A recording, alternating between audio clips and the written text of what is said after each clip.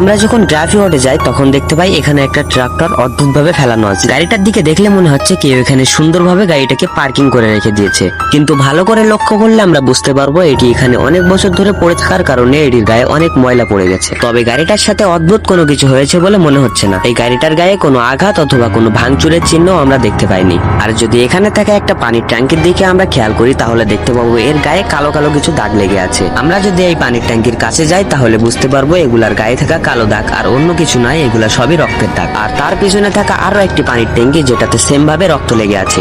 তবে আমরা জানতে পারিনি যে এখানে এমন কি হয়েছিল যার কারণে এখানকার জিনিসপত্রগুলার এই অবস্থা হয়েছে। মাঠের অন্য প্রান্তে যদি আমরা যাই তাহলে আমরা দেখতে পাবো সেম ভাবে একটা ট্রাক্টর একটু আগে আমরা দেখে এসেছি, সেরকম একই ট্রাক্টর এখানে আরো একটি পড়ে আছে। আর এবার যে জিনিসটা আপনাদেরকে দেখাতে চলেছি এটা দেখলে আপনারা রীতিমতো অবাক হয়ে যাবেন। এখানে থাকা কিছু ঘাস যেগুলা বাতাসের কারণে এদিক ওদিক দোল খাচ্ছে, কিন্তু আমরা যদি এই জায়গার গাছগুলার দিকে খেয়াল করি তাহলে দেখতে পাবো এই গাছগুলার পাতা একটুও নড়ছে না।